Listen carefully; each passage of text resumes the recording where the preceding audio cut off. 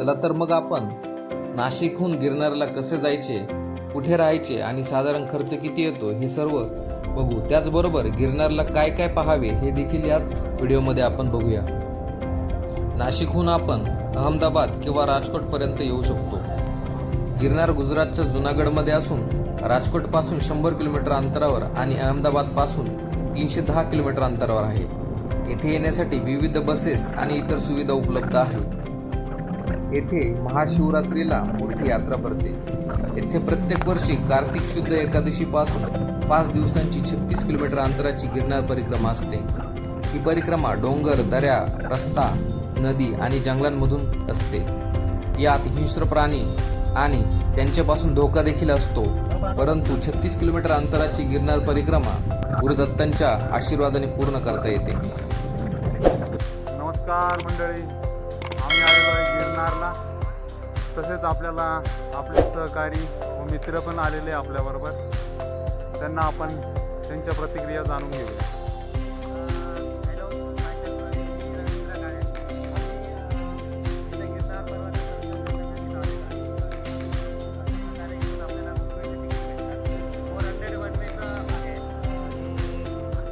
In case आपल्याला रिटर्नचे पण ticket भेटत असतात, पण मौसम खराब असल्यामुळे आपल्याला वरतूनच तिकीट काढावं लागतं. त्या केसमध्ये वरती नेटवर्क वगैरे नसतं. कॅश किंवा कार्ड स्वॅप करण्याची फॅसिलिटीवरती आहे. एक तुम्ही कॅश घेऊ शकता किंवा कार्ड स्वॅप मारू शकता. अशा प्रकारे आपण आता निघतो आहे तिकडे गिरनारकडे. आपण थोड्याच वेळात आपण पुढ्याच सरोवरामध्ये बसणार आहोत आणि पुढची जर्नी आम्ही तुम्हाला नक्कीच दाखवतो. आज मित्रांनो, आम्ही आलो आहे आता गिरनार पर्वतात. तुम्ही बघू शकता तिथे हा जो डोंगर आहे तिथे 10,000 स्टेप्स आहेत. पण यापैकी 5,000 रोपवेने कव्हर होतात. आम्ही आता 400 रुपये पर हेड प्रमाणे तिकीट घेतलं आहे. आणि येताना जर वातावरण चांगलं असलं तर तुम्हाला तिथून येता येईल. अदरवाईज तुम्हाला पायी यावं लागेल. तर ती तयारी आम्ही ठेवली आहे. पाण्याच्या बॉटल सोबत घेतले, शिवाय 2 बिस्किट पुढे घेतले. तिथे प्लास्टिक अलाउड नाही आहे. तुम्ही काही घेऊ शकत नाही. प्लास्टिकचा बॉटल नाही, कुरकुरे नाही, काय नाही. मला माहित आहे का, गिरनार हिमालयापेक्षा जवळपास 6,000 पायऱ्या आहेत. गिरनार तळेटीपासून होते, पण येथे रोपवे उड्डाणपुलाला देखील बसवण्यात आला असून त्यामुळे आपणास अंबाजी मंदिरापर्यंत सहज पोहोचता येते. त्यामुळे आपण अंबाजी मंदिरापर्यंत सहज पोहोचू शकतो. तसेच आपण गिरनार कोणत्याही सीझनला जाऊ शकतो. पण पावसाळ्यात गिरनार परिक्रमा किंवा गिरनार पर्वत मनमोहक आणि विहंगम असतो.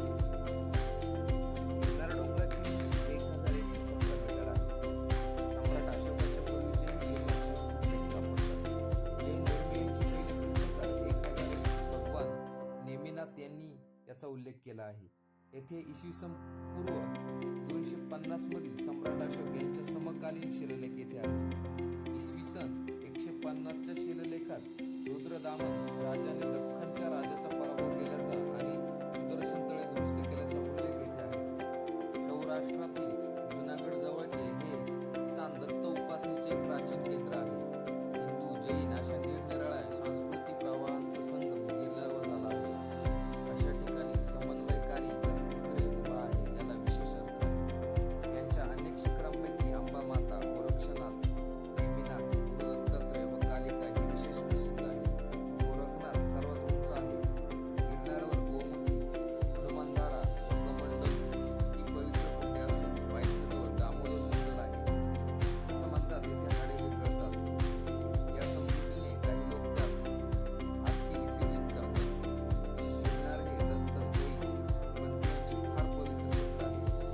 अंबामाता शिखरावरील आंब्याचे देवालय एक महत्त्वाचे शक्तिपीठ मानले जाते. जुनागडपासून 8 किलोमीटर अंतरावरील गिरनारला जाण्यास मार्ग मिळतो व वर चढून जाण्यासाठी रेल्वे देखील मिळतात. हा पर्वत बराच उंच असून त्याच्या सर्वोच्च शिखरावर गोरक्षनाथाचे मंदिर आहे आणि त्यांच्या खालोखाल असलेल्या शिखरावर चढण्यास पायऱ्या आहेत. नेमिनाथ भगवानाच्या चरणपादुकांपर्यंत जाईपर्यंत सुमारे 10,000 पायऱ्यांची चढ उतर करावी लागते. गिरनार चढण्यासाठी पहिल्या पायरीपासून 4 ते 5 तास लागू शकतात. आम्ही रोपवेने जायचे ठरवले. रोपवे आपल्याला अंबाजी मंदिरापर्यंत घेऊन जाईल. तेथून पुढे आपण पायी जाऊ शकतो. रोपवेचा टाइम सकाळी 8 वाजेपासून ते सायंकाळी 7 वाजेपर्यंत आहे, परंतु त्याच्या फेऱ्यांचा वातावरणावर अवलंबून असतात.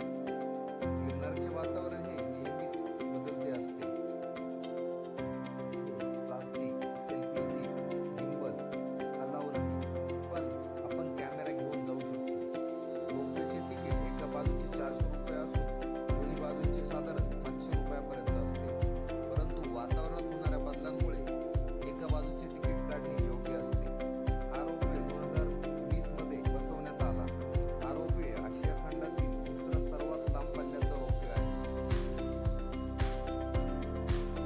जैन धर्माचे 22 तीर्थंकर भगवान नेमिनाथ यांनी येथे ज्ञान प्राप्त केले, त्यामुळे हे एक महत्त्वाचे महातीर्थ मानले जाते.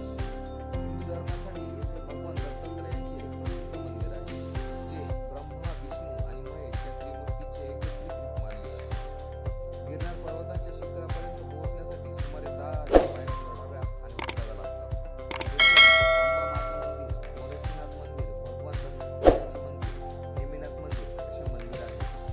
या पर्वताचा इतिहास खूप जुना आहे आणि जैन आणि हिंदू या दोन्ही धर्मांसाठी पवित्र स्थळ आहे. येथे अनेक साधू नागाबाबा देखील वास्तव्यास असतात. गिरनार हा भारताच्या गुजरात राज्याच्या सौराष्ट्र विभागातील सर्वात उंच डोंगर आहे. गुजरात राज्याच्या गीर सोमनाथ जिल्ह्यातील उभा असलेला हा डोंगर सौराष्ट्र ट्रम्प खडकाच्या मध्यवर्ती पठाराच्या नैऋत्य भागात आहे. गिरनारचे मूळ नाव गिरिनारायण असून त्याचा अपभ्रंश होऊन गिरनार असे नाव पडले. रोपवेमध्ये 25 कॅबिन असून एका तासात 1,000 लोकांना ने-आण करू शकतात आणि एका दिवसात 8,000 ते 10,000 लोकांना हे रोपवे घेऊन जाऊ येऊ शकतात.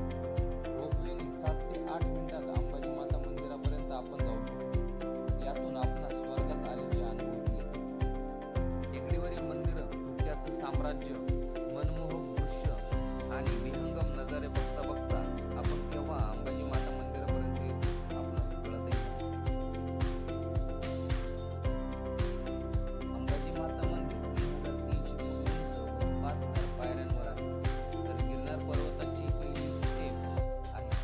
मंदिरामध्ये व्हिडिओ शूटिंग करता येत नाही. मंदिर परिसरात खूप धुकं असते, जणू काही आपण स्वर्गातच आहोत. अंबाजी माता मंदिरापासून गोरक्षनाथ मंदिरापर्यंत पोहोचण्यासाठी कमीत कमी 10 मिनिटे इतकाच वेळ लागतो. येथे श्री गोरक्षनाथांच्या पादुका पापपुण्यकारी असून येथूनच गुरु दत्तात्रयांचे दर्शन आपण घेऊ शकतो. गोरक्षनाथ मंदिरापासून गुरुदत्तांच्या मंदिरापर्यंत जाण्याचा रस्ता थोडा कठीण आहे, कारण काही पायऱ्या उतराव्या आणि काही पायऱ्या चढाव्या लागतात.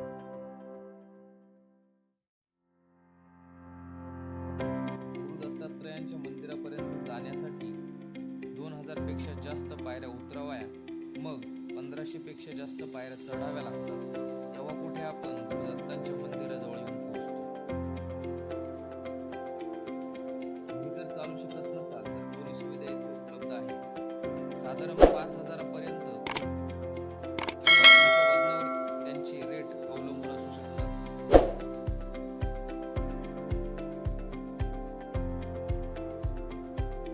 गुरुदत्तांचे दर्शन घेण्यासाठी एवढ्या लांबून येऊन पायऱ्या चढून थकून जातो, पण दर्शन होताच सर्व थकवा निघून जातो. हाच तर खरा दत्त महिमा आहे.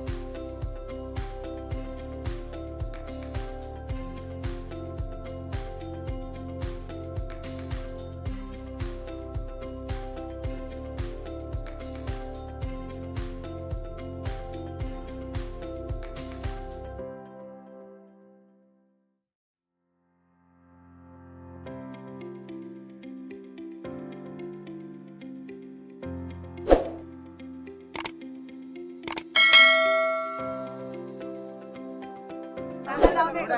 चल सिंगल अब दूसरा ही करेंगे तो हम क्या करेंगे? करो ना, देखो आगे क्या है। भैया सिंगल लाइन में आ जाओ, भैया सिंगल लाइन में आ जाओ, सिंगल आ जाओ। सुना होगा तो इधर खड़े रहना। नहीं तो सबको खड़ा ही रहना पड़ेगा। वहाँ पे कोई आगे खड़ा रहो जाओ। सनी भाई थोड़ा आगे हो जाओ। घाटी से करो। 4 बच जाएंगे इधर ही।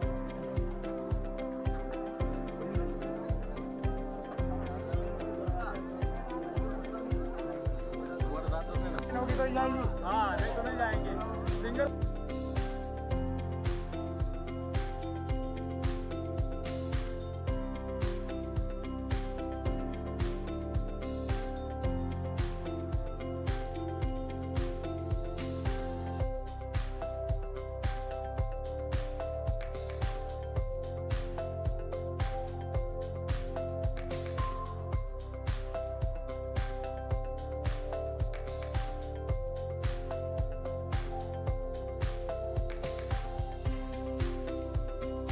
अरे पुढे जायला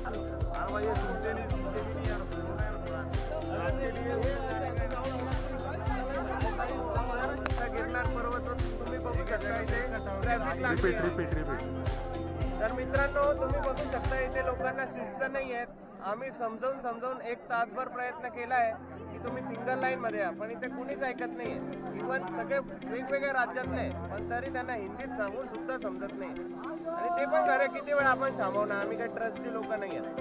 पण ठीक आहे आता बघूया, आम्ही सोडून दिले आता जय गुरुदत्ताच्या भरोसे. तुम्ही बघू शकता ट्रॅफिक किती आहे. टिकाव भाई ट्रॅफिक टिकाव. सिंगल लाईन करायला कोणी तयार नाही आहे.